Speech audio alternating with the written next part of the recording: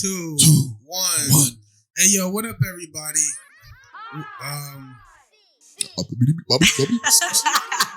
The IC niggas. Oh, the fuck? Hey, guys. Let's try again.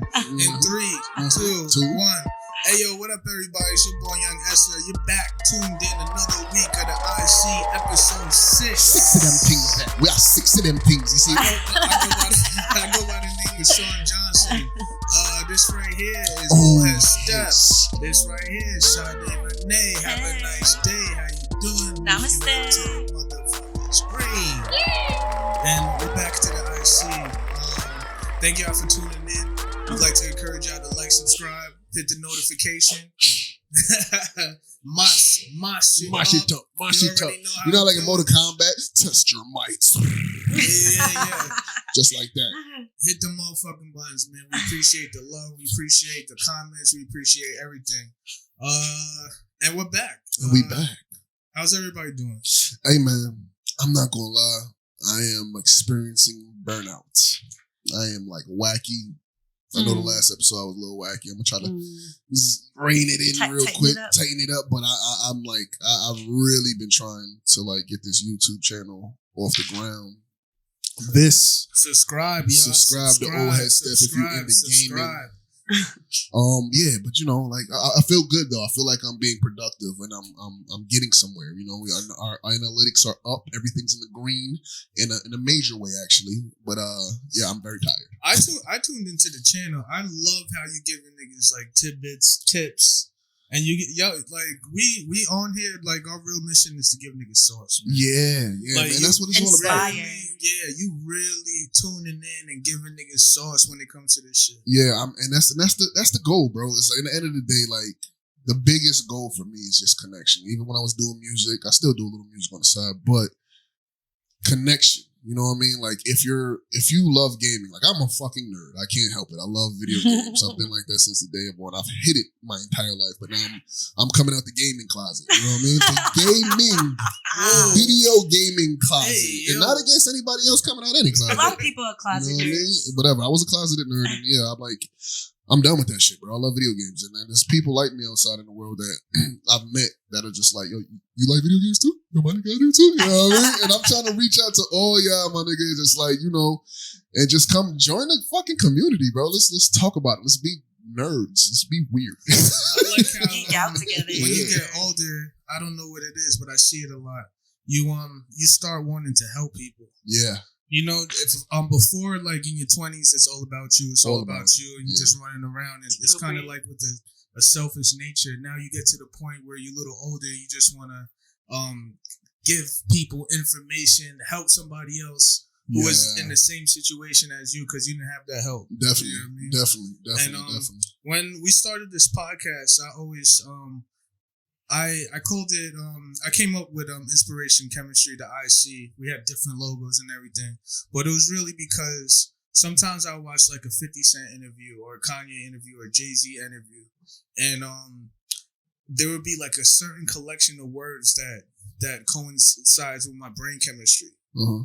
And it'll get me off my ass and it'll get me motivated. Okay. So it was almost like I labeled it as inspiration chemistry, where some things that we say, like some things people do, some things people say, a certain collection of words go viral. And it touches people in a different way. And sometimes you have certain segments, you have like a certain excerpt or a scripture that you say that can change people's lives. And that's inspiration that ties into somebody else's brain chemistry. You know, so right now we're really just, we made a show. We want to inspire people to think. It's not really always going to be topics on Kim Kardashian or Ray J. We're really diving deep and going down rabbit holes and getting people to think. You know what I'm saying? Because we are the millennials that act as the bridge, and we almost have that responsibility, and we giving back. So we appreciate it. Like, subscribe, hit the notifications. If you don't want to, just tune in every week and just watch it. We appreciate everything. And also, if you have any tips, anything for like the aesthetic, you know what I mean, the feng shui of our set, or if you have any like tips on a conversation or any ideas, hey, shoot them in the comments. You know what I mean? You can hit us up, or you can even hit up Sade. You know what I mean? What is it? Ask Sade? AskSade at gmail.com. Mm-hmm. Yeah. Ask me anything. So, Sade. Yes. What happened this week? So I came across something really interesting. I thought this was really interesting. For the last few times we've talked about like dating and stuff like that. So what is the future of dating? Is it humans dating AI? And this particular topic piqued my interest. I came across an article about a man who is married to a hologram.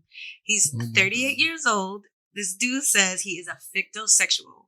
And that is a person who is interested and attracted to fictional characters. He is married to a synthesized pop star.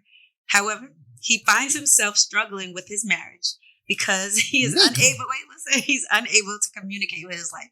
And not in the stereotypical way, like his wife won't talk to him or, he's having a hard time saying what he wants. It's because of technical difficulties. Oh, so we can agree, after COVID, dating has become, especially after COVID, but in general, since social media, we've talked about this a lot. Dating has become extremely difficult, amongst humans. A lot of people don't have or lack the social skills. And dating apps are increasingly popular. A lot of women and men are seeking, meeting other women and men on dating apps. Is this the next wave? Is this where it goes? People who can't find potential partners in other humans, they're dating artificial intelligence. It's interesting, huh? Hey, listen, man. Listen, I gotta say. hey, look, I get it. Dating is hard today in time. It's different. Niggas is clickety clacking on computers, profile pictures and stuff. It's gotten a lot less intimate, right? And it's different. But I'm gonna draw the goddamn line in the sand. I know I'm always the one that's just like, let's tiptoe and make sure we get right. But no. No. We're not about to sit here. I thought you were a kink shamer. What happened? I'm not into kink shaming, but I'm just. What happened? Listen, You like fictional. You never seen a character that you were just like you know who my first crush was? Who? Goku. Really? Oh, man, him and Cowboy Bebop.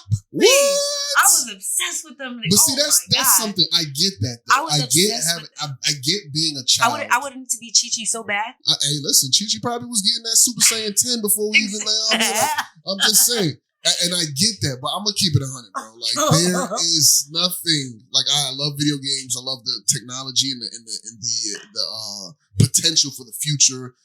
Even the metaverse and potentially being able to do stuff there. I love being able to escape reality and all this. But there's one thing that will never, ever, ever be able to emulate, and that is the Nana. There's nothing. Wait, have you ever seen Upload on Prime?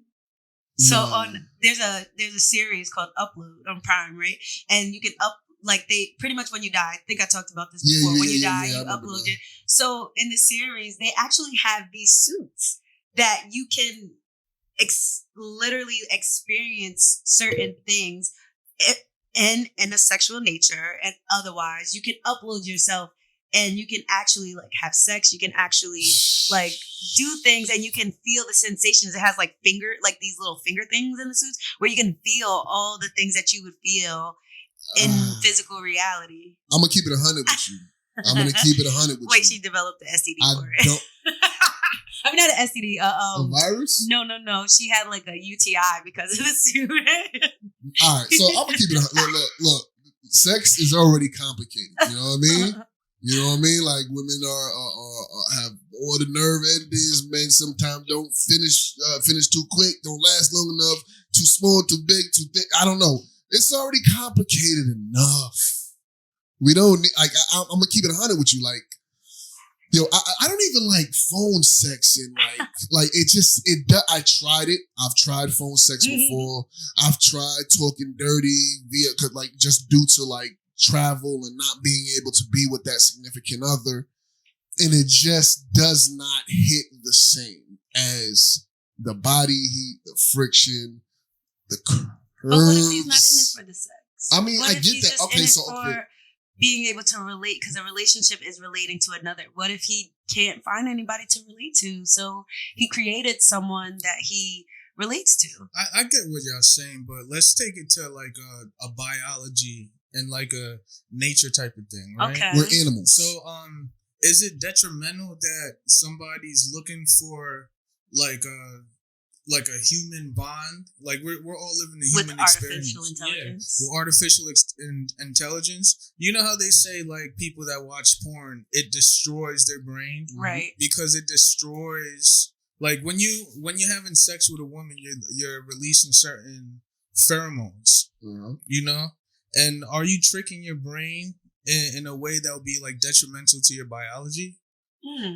I didn't even think about that. Like I feel like it.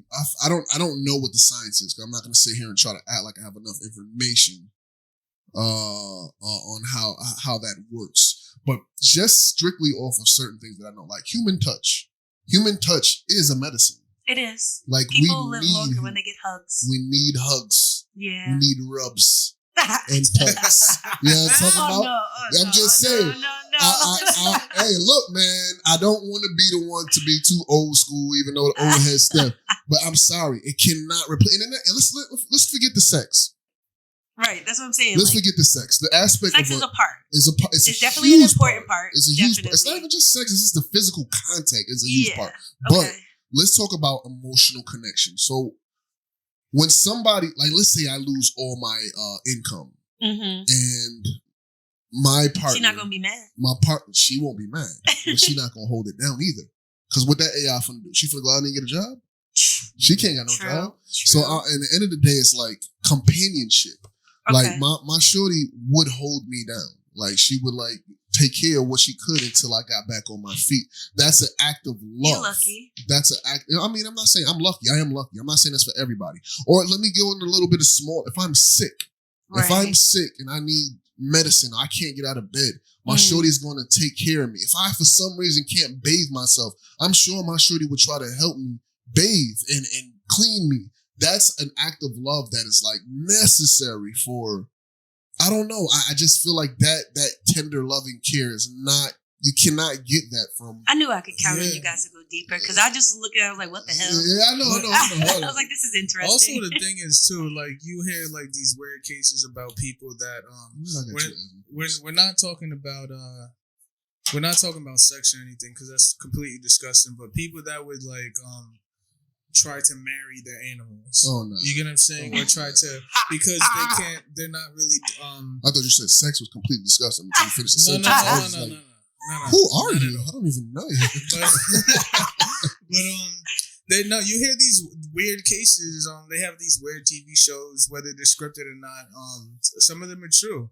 People that want to have like real intense, intimate relationships with animals or inanimate objects. Like this nigga, I know this nigga had like a doll that he was marrying and shit like Lars that. in real life. How like conducive is that to humanity? Not at all. Like I understand all of this free talk and like, oh, everybody can be whoever they are if you identify like. But where do you draw the line? I identify as a box. I'm a box now, and people are like, yo, niggas a box. Yo, it's crazy. He's a cardboard box. Let him be a box. It's crazy, and it's like. I like I told you, I've been doing a lot of stuff with my separate channel, Head Steph. I've been joining a lot of Discords in the gaming community. And the gaming community, I will say, is I don't want to offend anybody, but I'll say like a very eccentric community sometimes. Don't get me wrong, it's a very broad community. So you'll have people on different ends of the spectrum, or as far as like personality wise. And I noticed there's a lot on the Discord. There's a lot of communities that that can be a little sensitive and easily triggered just by certain things. And I don't know. I feel like I don't know how we got to this state where like I do feel like we should all be respectful in everybody's. What's the proper word? Like, be respectful and treat people how we want to be treated. Tolerance. You know what I mean? Tolerance. We should be more tolerant. But we've gotten to a place where it's way too complicated, where it's like there's so many formalities we have to check off before even conversing with a person. You know what I mean? It's just like it's gotten a little weird. I think technology has created a problem in the fact that we are forgetting how to communicate with each other in just a normal state where, like, I don't know why everybody's extremely sensitive now. I don't know why. And if you are, that's fine. But I'm extremely sensitive. I think it's really just like when we talked about the pendulum swinging, because like if you think about the older generations, they were extremely insensitive and they didn't care about nothing, and everything was so linear in one way. I think it falls in a line like something you said before about you kind of have to find a way to fuck things to figure out where the gaps are to kind of come back to a neutralized position. Yeah. And I think once people realize like we need each other more, and you know, kind of going to the extreme of things, it's you learn when it doesn't work or where it doesn't work and where it's going to fall short, and then you'll come back. You know, I feel like sometimes it's just like you have to let people do what they want to do. Like instead of, it's like sometimes with kids, you can tell them you're wrong, don't do that, that's bad, and they sometimes have to do it anyway, just to come back to you like, oh I know what you was talking about. Yeah, you was right. You get what I'm saying? It's kind of like trying to force people to view things in any way. It's always going to be detrimental because we're meant to think for ourselves, and I think if you have to explore every facet of being a human, and sometimes it gets a little weird. That's a good point, because when you look at like hip hop culture, that's what it's about. You look at like the 90s. In the 90s, a rapper like Lil Nas X couldn't exist. Not at all. But when you think about now, a rapper like Eminem couldn't exist. You know, like we very insensitive. Yeah, we have to get it's like the future is hand in hand with Murphy's Law. Everything that can happen will. Exactly. Right. So like all the weird clothing, all the Velcro sneakers that we used to say was whack. You used to wear Vans back in the day. That was corny. Yeah. You used to wear. You remember Skippies? I like Skippies. That's what I'm saying. Chucks were Skippies. Yeah. Now they fire. Yeah. It's like Murphy's Law. Like we have to get to a point where we examine and really pay attention to every nook and cranny, dad shoes, the whole troll culture, so we can get to a place where we tried everything. Everything's cool. So right. and I get that, and I like the fact that that's happening. I know it's different. I like the fact. I like a place where Lil Nas can exist. Yeah, it's weird and it's graphically, you know, it is. And I, you know, as a straight man, I don't understand the people that like have a hate for it. But as far I don't want to see a bunch of niggas butt ass naked. But I'm glad that they have the option to watch that if they want to. You know what I mean? Like I'm glad that exists. But I feel like now that that's happening, it's like we're like, we'll let everything happen. Like there needs to be some type of like, and I'm not saying like, hey, if you feel like you're having a hard time finding a relationship where you feel like you're just desperate for some type of connection, and I just can't. And again, it's my experience versus somebody else's experience. I just can't see a world where somebody would be like, yo, fuck it, I'm just gonna marry a machine. And I feel like at that point we have to say like, you're being unhealthy. You're being unhealthy. You're giving up. I don't care what obstacles you have to go through. Like for instance, like a person that has like, you know, as a vet, you see a lot of people that lose limbs, and they could just give up. They could just say, yo, fuck it. And we could, and obviously most of the world will be like, well, you know, he went through this, so we have to just, you know, make excuses for them. Right. But they don't do that. You know how many vets I see like, yo, don't treat me like a handicap. Treat me like a regular person. Because now they can't walk. Their legs are weak, but they got fucking brolic ass arms, and they can do shit that I can't do with my arms. Right. You know what I mean? So, and they want that they want to be treated as regular. So, at the end of the day, now I'm not trying to like, excuse me if I offend anybody for making that comparison, but if you are feeling like you're incapable of getting a woman or a man or any partner to give you that attention and love or affection that you feel like you're needing, and you want to opt out, I feel like you're giving up. It is. You're giving up. I kind of agree with you. And you should not give up. You should try I don't want to be a dick and say things that are not a problem for me and be like, oh, like, I'm checking my privilege because I'm not dealing with that. You know what I mean? I feel like I'm. Nah, man. Because it's like, I think we're granted like, we're granted with like a head start, especially as men. Yeah. I feel like if you're a 4, you could easily get to an 8. Yeah. And I don't think women can really do that.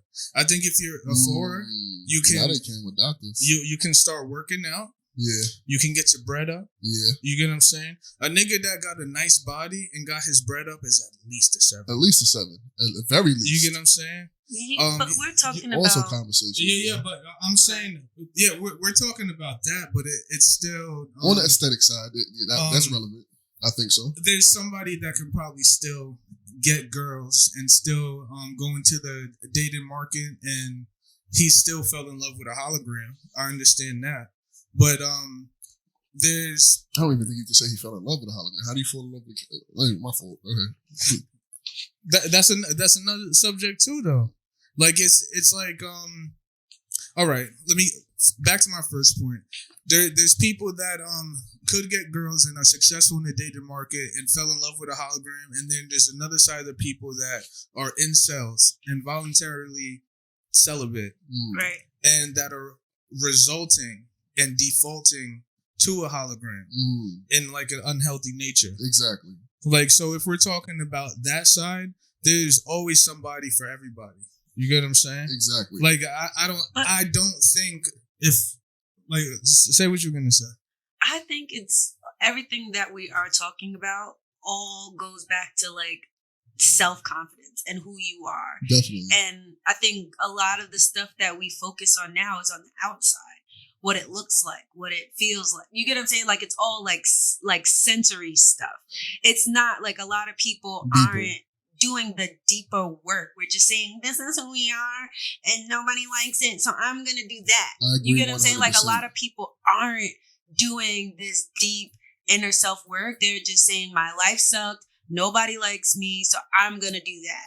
And that's the truth. But also by trying to combine what you and SJ are saying, I feel like by them doing the things like SJ, get your body right.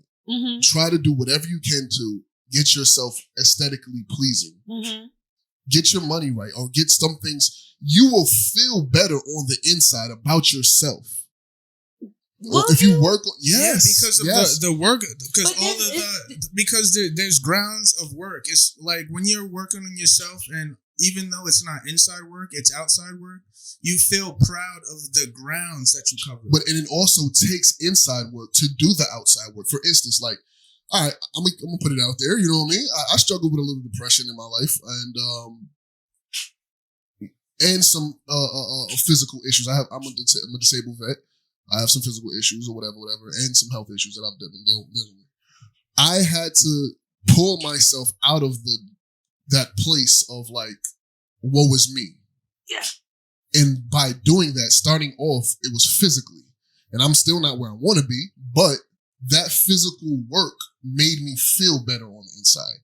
Just by like, I understand you know what I mean? So like, when remember when I came from a very similar place. Yeah. Like that's what I'm saying. Like I get it, but like doing the outside work was only 25% of the job. Hey, I'm not saying it's everything. No, I know, but I'm just saying like you can do the outside work. Like I've seen people, I'm watching people do the outside work and lose all the weight, and then they're still shitty on the inside. There's still stuff they haven't tackled. There's still feelings they feel, and now they're walking around dressing themselves up, but they're spoiled on the inside, and they can't make those genuine connections because there's still a fat person on the inside. There's still an ugly person on the inside, no matter how good that outside looks. Like they're walking around and like I said, I've been 110 pounds. I've been 215 pounds. Wow.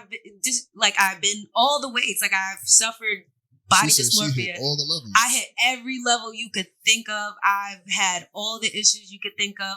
I work in the field. You get what I'm saying? It inspired me to do the inner work. Like it took both. Like I did have to work on the inside inside, but I did have to work on my outside. I did have to put in work so that I could look in the mirror and be like, oh, I like what I see in the mirror. I remember not trying to get dressed and trying to hide in plain sight. And my sister's like, what are you doing? Do your hair. Like, so dress yourself up. I'm thinking about providing value for the viewers, right? And sometimes when you say do work, because I met people that would say that they're doing work on the inside, and they're really the same person, and they don't really. Because so how are they doing inside work if they're the same person? But hold on, because I'm trying to say that it's sometimes a topic like that is like hard for people to understand because it's intangible. Well, I need to build my page so I can put y'all on. But listen, if you're telling somebody to like, yo, get your money up, there's their bank account and there's money that they can put in their hand to know that they're building progress. Like they have a metric that they're getting better. But a lot of people don't know that if you're doing the inside work, a lot of the things that trigger you don't trigger you anymore. It's addressing traumas. It's addressing mindset. But you get what I'm saying? Yeah, and that's foreign to certain people. On a simple level. Since you work in that field, how do you know that you're doing the inside work? And how do you know you're getting better from this year to next year and so on? Well, 10 years ago, there's certain situations, like you said, I've addressed my traumas. I've addressed my triggers. I've addressed my people, places, and things. I know that the things that I would have responded to 10 years ago, when they happen today, they don't affect me because now I have this solid sense of self that I've rebuilt from that version of myself. You get what I'm saying? I literally took my whole life apart and understood every aspect of my life that I was unhappy with. I addressed my mommy issues. I addressed my daddy issues. I addressed my issues with body dysmorphia. I changed my relationship with eating. You get what I'm saying? Like the stuff on the inside results on that, like you could see it on the outside. You get what I'm saying? And when we talk about triggers for people that don't know that are viewing the show, triggers is when like you're saying somebody says something to you and it just ignites you for you to get defensive. A reaction. Yeah, it ignites a reaction out of you. So you're getting defensive. You start throwing insults at them because you don't feel like you're not coming from a logical place. It's coming from a place of pain, from emotion. That's what I'm saying. It's coming from a place of pain and not understanding and saying, why did what they said bother me? And I feel like when you have a strong sense of self, anybody can, like I said before, people can say whatever the hell they want about me. I know who I am. Yeah. So you, like what you're saying, I'll say, okay, I have to look at myself and say, why would that person feel that way about me? Is that something that I'm actually doing, or is that something that they need to deal with? And that's when I say the inside work, yes, it may be intangible, but you can definitely see the difference between someone who still is gorgeous and beautiful and then worked on their money, then worked on everything, has the life, on the outside looking great, and goes home and cries in the shower because they're burnt out. They don't feel appreciated. They have stuff. They don't have anyone. They can't relate.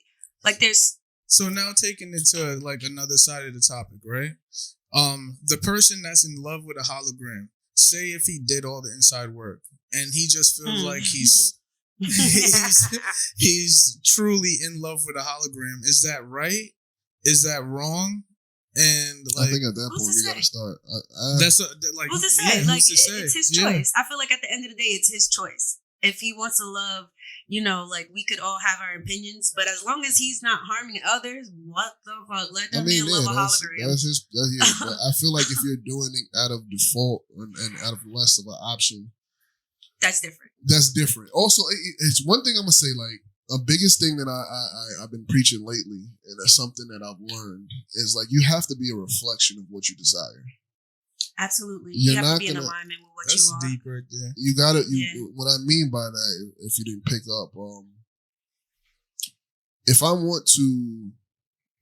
like, my goal is to have large amounts of money, and all I do is just lay in bed all day, my actions are not indicative of what I want. Absolutely. So, you as a person, if you're an incel or somebody that just has bad luck with receiving attention from the opposite sex or a mate or whatever, or the same, whatever you're looking for, you have to think, what does that person look like that does receive that? Right. And not just from an aesthetic point, from an inside as well. Right. So, so like, as Sade was saying, like, I went through depression as well. I feel like everybody in life goes through some form of depression. I just feel like we just found a name for it. Right. But I've went through depression, and I actually went through counseling.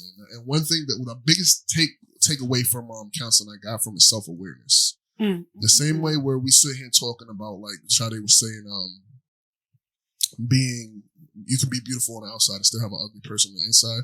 And being, as SJ was talking about, being triggered.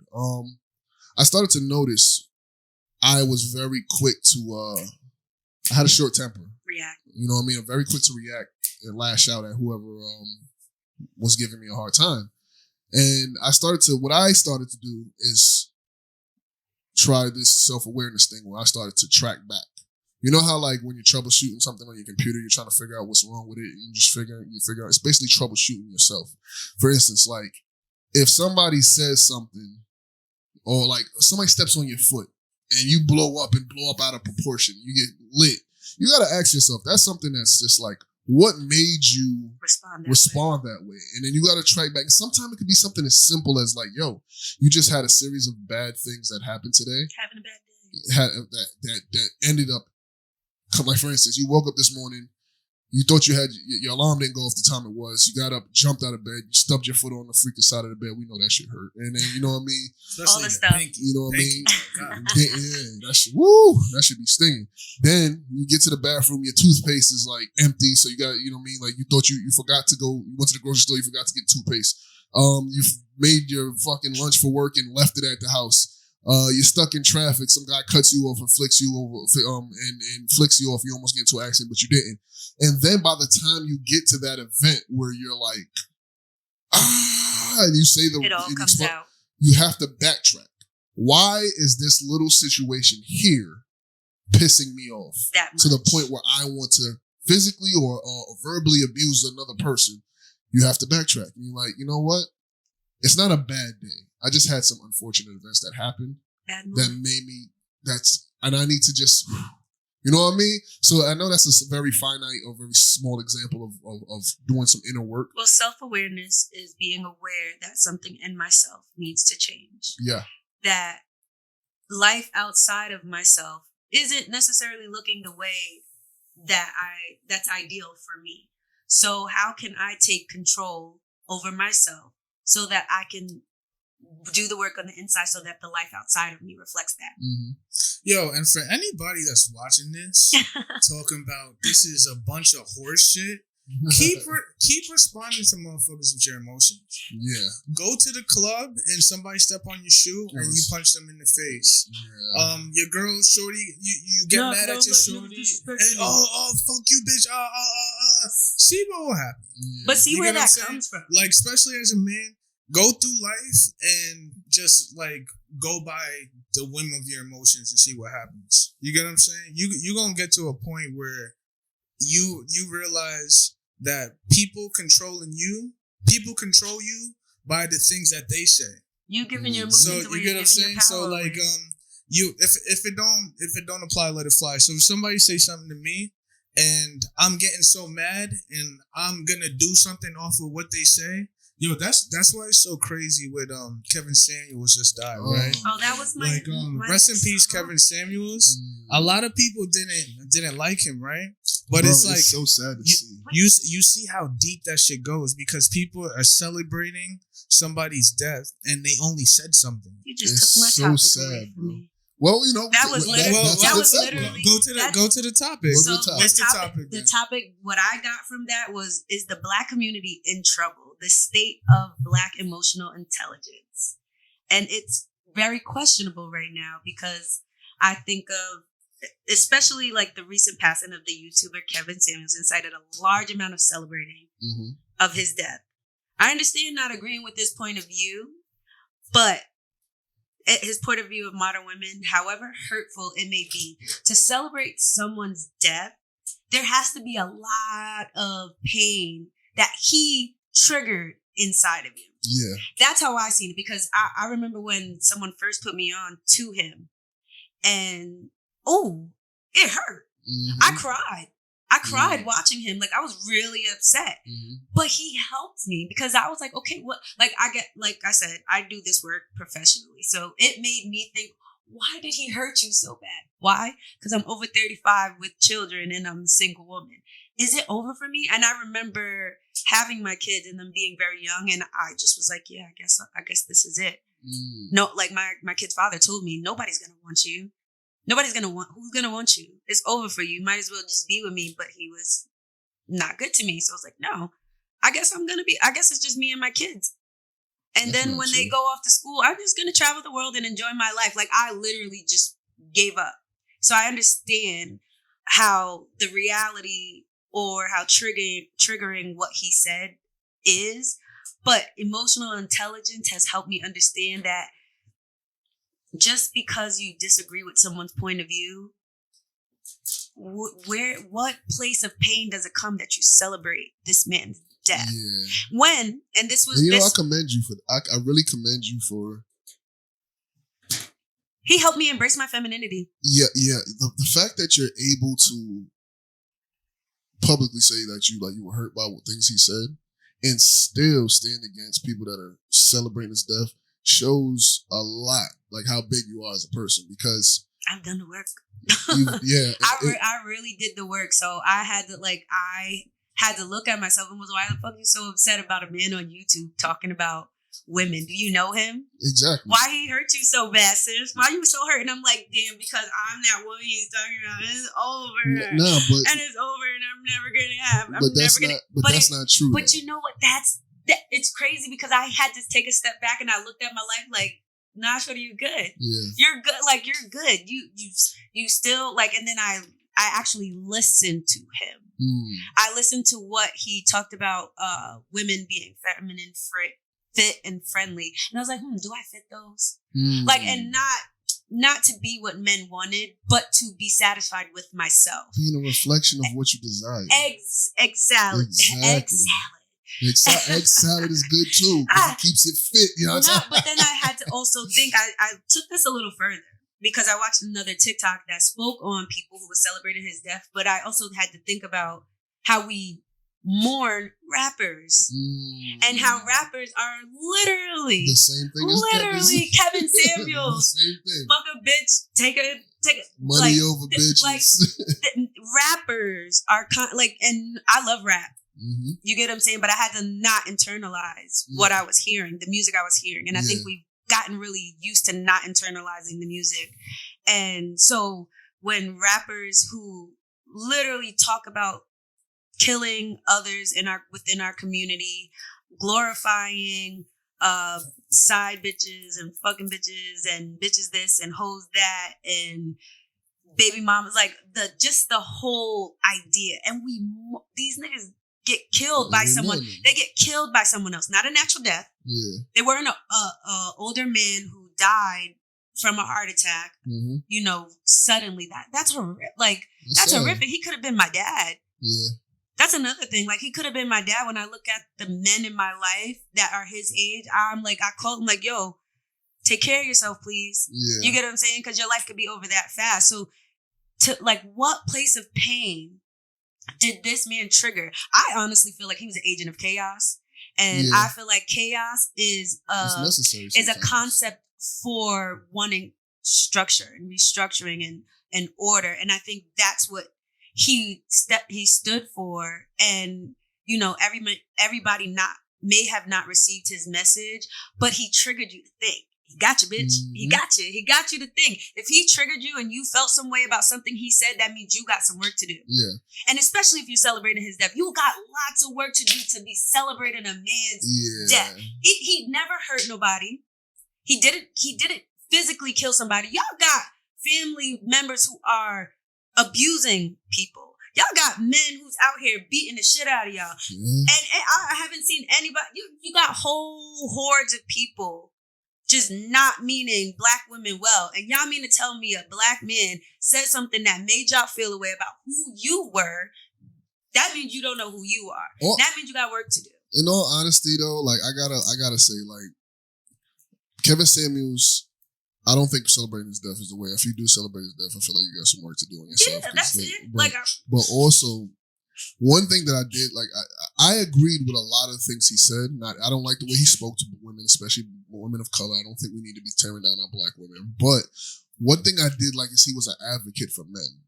Like we talked about on a couple of shows ago that, you know, the state of dating, the state of society right now, where like women were on this thing where like take me as I am, and even if I'm out here fucking this, that, and the other, it's just a lot of toxicity that was out there, and I think Kevin Samuels was just indicative of what was going on in the world in the mind of men in society nowadays. It's like men were tired of this shit. Men are tired of hearing. Everybody's tired. But does that mean we celebrate someone dying and we hurt each other? As far as celebrating him dying, I don't think that's clear. But he talked about so much more than just. Yeah, he talked about men too. Men that needed to be to bring their to be high value, and what you should do to be high value. He did a lot of talking about. He had a whole episode on how to pick out cologne. How to pick up cologne. Pretty much, that's how he started. That's how he started. That's off. What I'm Before saying, he did dating, he was a cologne. 1 year of bad publicity has made this man a villain, and I think it's kind of like unfair. And he's no longer here to, you know, kind of like justify what he did or speak for himself. Yeah, and I think it's not cool. I just think that as a community or a society, we need to do a little bit better. If we have people that we don't agree with, like I don't know, man. Like it's not like he wasn't like freaking Epstein or whatever. We shouldn't say, you know what I mean? Like he wasn't. He was rough around the edges, really rough around the edges. He said a lot of crazy things, and he talked down to women a little too much for me. Right, I used to be a part of his one of his group pages, and then like I just didn't like the men that were in there. It was just it went from being healthy and trying to help men. Because I'm gonna tell you right now, like what I've noticed, and it's specifically like things like with the Johnny Depp Amber Heard case.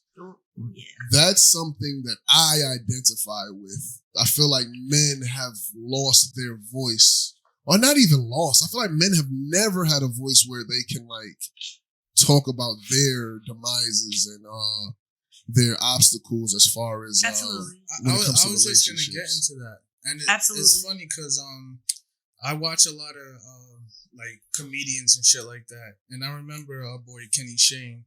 He put me on to Kenny Shane, what up, baby? He put me on, what is his name? Patrice O'Neal. Patrice O'Neal was really funny. He's hilarious. And he used to talk about a lot of men-woman dynamics, right?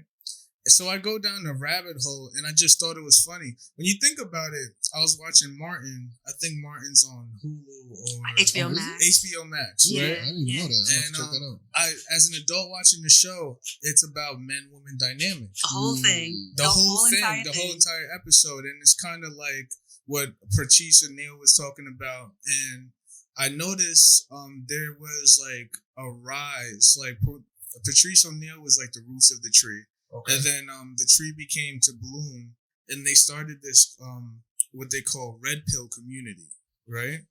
And you'll have guys like this guy AMS. You'll have a guy like Steph is cold. I can't think of all these guys, but you'll have a bunch of. I like Hafiz. Yeah, exactly. I like. You have a bunch of guys that are talking about men-woman dynamic, and it's something that we could relate by, because even in the 70s they were singing about love. I think we're trying to figure it out. It's something that we can relate by like the most, right? And within these communities, it was almost like an Oprah for men, like what you were saying. Yeah. Like men were able to come to this place and barbershop talk because of COVID. Okay. You know, like you couldn't go to the barbershops anymore. So it's like that's when the dynamic switched to the barbershop talk went to the internet. Okay. The locker room talk went to the internet, and it like opened up this whole new world. And because we all have access to it. Because I'm a girl, but I've watched plenty of red pill content, and it's funny because I would watch it and I'm like, yo, these guys have been hurt. Yeah. That like I wasn't even mad at a lot of them. And sometimes I was like, oh, he's like what he's saying, it disgusted me. And I was just like, oh, he's hurting. Somebody hurt that man. Yeah. He's angry. He's been I feel like because of the pressure that's put on men to be and live and do a certain thing or live a certain way, they've kind of just been kind of like walking around not really knowing how to be proper men in their own eyes. Like I feel like the Black community doesn't have a standard for men, women, family, or community. And I feel like we've been trying to figure that out. And all this red pill, pink pill, all the pills, we're just trying to figure it out. But for me, it got so freaking redundant and stupid because I'm embracing my femininity. I haven't always felt the most feminine. I haven't always felt safe. You know, I've struggled with that. But in watching Red Pill and watching all of it, it was like, yo, we're trying to figure this out. And it's just like, you're wrong. Yeah, nobody wants to listen to each other. No. That's the big problem. There's a lot of pain. Yeah. What I was going to say with like the Red Pill content is that a lot of my friends, when I think about all my Black friends, right? I only know like a handful of friends that parents are still together and you're in it. Yeah. You know? And a lot of those men don't understand like female nature or dynamic and things like that because they're grown like one-sided. And a lot of times the masculine role models that they have in their life are in the streets. Right. Or they're Jay-Z, they're on TV and they're going by a persona. Yeah. So that's why a lot of niggas is big pimping, spending cheese and fuck a bitch, money over bitches, shit like that. There's no they're not going by their uncles. They're not going by so these men almost turn into big uncles for a lot of the niggas on the internet or what have you. Yeah. So when I look at like the Kevin Samuels and what all these other guys are doing, they're providing a lot of value. Like a lot of value. I always say I feel like I'm lucky that I grew up nicely.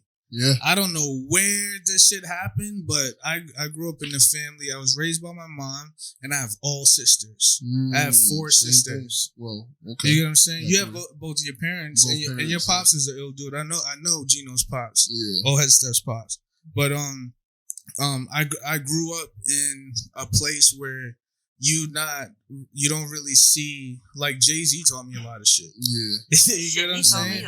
Like how to move and like move in third person if you're doing whatever. Yeah. But he a lot of these guys growing up, like Kevin Samuels acted like an uncle. Yeah. You know, he reminded me of my yeah.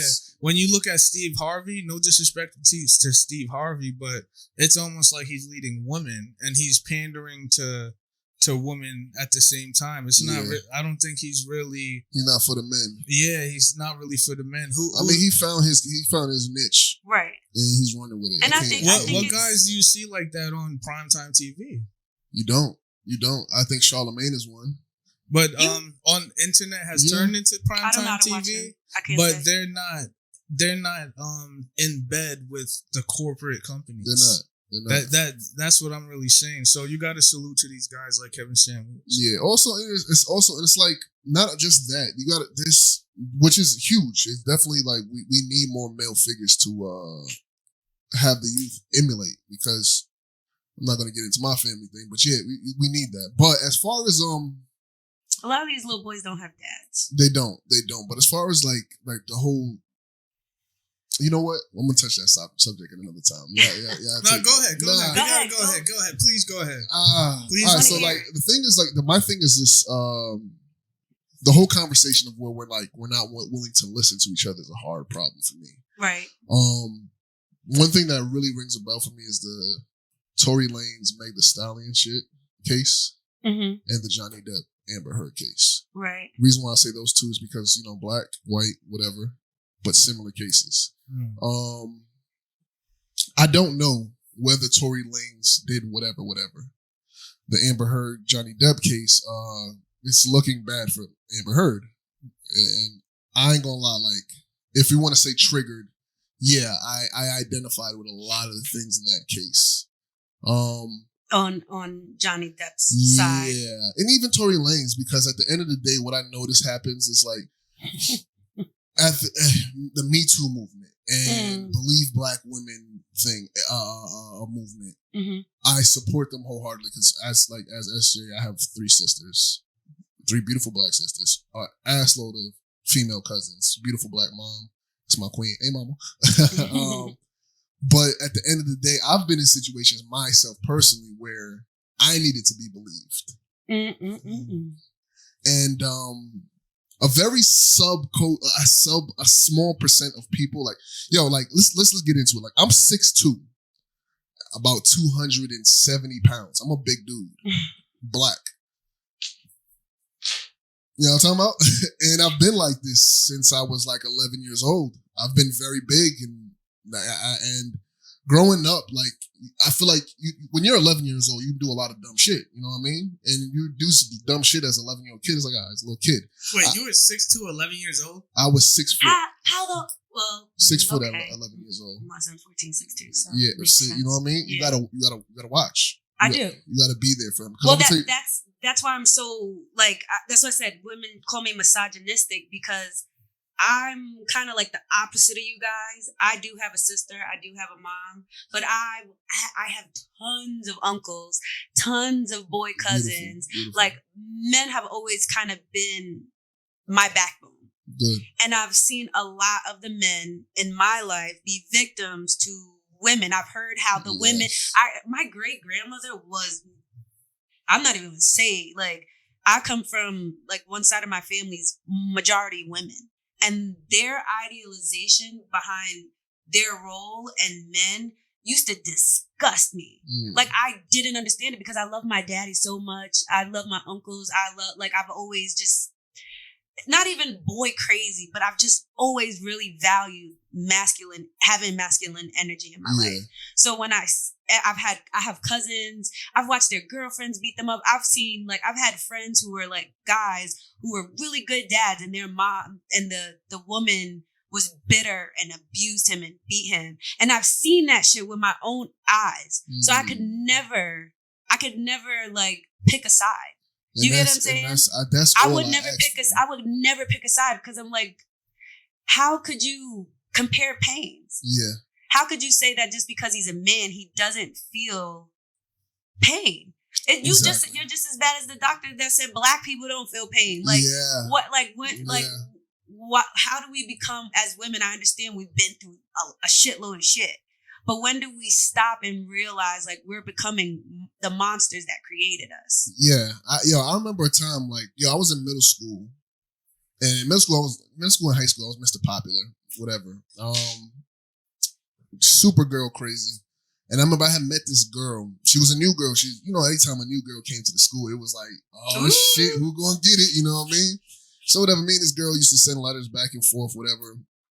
I'm trying to just, get some little touchy rubby, whatever. Lo and behold, what ends up happening is, like, me and her end up meeting somewhere, and she, did a little something.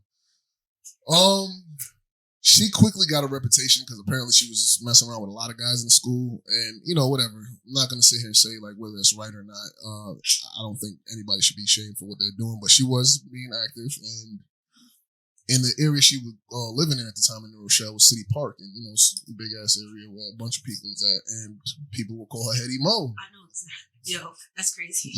So Hetty Mo, if you don't know, I don't know if that's like worldwide. Hetty Mo is somebody that sucks mad dick. So there was a few of them growing up. Yeah. So she got that reputation. I felt bad for them, but I know they also put themselves in those, like, in certain positions, and I understand it as a girl's point of view. But it's like, sometimes you gotta have that discernment. Know. Yeah, everybody shouldn't be knowing what's going on. But anyway, so the boys started calling her Hetty Mo. Girls started calling her Hetty Mo. And one day, her mom was picking her up, and she was like, "Why are they calling you that?" I don't even want to like. So that's later in the story. I guess point blank, she tried to say that I assaulted her or forced her to do that, and ended up getting suspended from school. And I don't know. I kind of like had the reputation of being a predator for a little while. Wait, what did they say you did? They said I forced her to give me head. Oh shit! I know that's happened to a few guys. Yeah, so I ended up going to court. It was bad, bro. Oh Like, shit! I don't think you understand. Like, at That's 11, at embarrassing. 12, yeah, I was sexually active at an early age. You know, I shouldn't have been, but you know, it was, you know, it's bad. Wait, so you had to go to court and everything because of this? Yeah, I got That's suspended from crazy. school. I was going to court. I had a bad reputation. Yo, it came to the point where my mother, Oh. like, even would like ask me several times, "You sure you didn't touch that girl? You sure you didn't touch that girl? You sure That's you didn't?" messed up. And when I tell you, like, I don't know what y'all know about pain, but when your mom Dukes has to question, Don't believe me. that hurt. And that's something I carry today. See, Like, I can only imagine. carry today, like, and whatever. And in Thank the you for case, sharing. I know we won the case. We won the case because she admitted it in the courtroom that she was lying. I guess she didn't think it was going to go that far or whatever, but she couldn't go through with it. And the thing that sucked, it was summertime. So I won the case in summertime when school is out. And Nobody it wasn't as loud as it was when, oh, this kid is this type of person. But the thing is, like I said, like I was 6 feet tall and 11 years old, big black kid. You look at me, if you put that name on somebody, abuser, rapist, it sticks. Yeah. And it's just like, yeah, that shit is, that's a pain. And it's like, it's an ugly ass feeling, man. And then I also had a situation when I was in the military. I dated this girl and she was very controlling and very obsessive. I'm not gonna lie, this girl was really on me. And one night, I don't know, I was getting ready to break up with her. I think that we can tell we were about to split ways because it just wasn't going well. And she burst into my room. Like, we have dorms. If you don't know what a military atmosphere is like, we have barracks. So it's kind of like dorms. Everybody has their like specific room and usually have like one or two roommates. So my roommate was out. It was a Friday night. Usually soldiers go out and drink on Friday night. We was in Korea, so you get live out there. I, for some reason, didn't want to. I don't remember what the reason was. I didn't feel like going out that night. So I was in bed. It's 3 a.m. I was sleeping, and I just hear boom, boom, boom, boom, boom. And she comes in drunk. And like, where the fuck were you? Who, this, that, and this basically a whole bunch of shit. And I am pissed. Like, one thing you don't do with me is you don't wake me up. Don't wake me up on some hostile shit, because I don't want to fight. But she was throwing shit in my room, and I just like immediately kicked her out. So I kicked her out, closed the door. And she said, if you don't open this door, I'm going to tell them that you raped me. Wow. Now, mind you, never in my life have I ever had to force a woman to do anything. Never in my life would I ever. I have nothing but women in my family. I am not that type of person. I'm a gentle giant. You're brave for even speaking on this. Yeah, like, I know, because this shit probably come back and bite me in the ass one day, but I don't care, man. Like, in the end of the day, I know who I am. I know I never did anything. But, so I opened the door, and I looked her in the face, and I said, listen. And I said very quietly, and I said, look, be careful what you're saying, because if you do this, you know what problem you're going to cause. She just wanted me to open the door. She immediately starts like, I'm sorry. She's manipulative. But I want that power to be noticed. I want that obstacle to be seen. Like, there's so many times we hear something and not know all the information, all the characteristics of a person, and but we're we don't quick. care. We don't care. We just want to put somebody on a pitchfork. Well, I've heard of several situations, and it's funny because I actually seen a post the other day where a young man came forward, and an older woman from his church took him in as a godmother. And at first, she pretty much groomed this young man, and he was at the time he was 15, and she groomed him. She gave him what he wasn't getting from his family, the love. He was just like missing a lot of things in his life, and she offered that to him. Understanding, listening. He needed clothes. She got him clothes. She picked him up from school. She took care of him. She took very good care of him. One day, she pretty much put him in a position to have sex with her.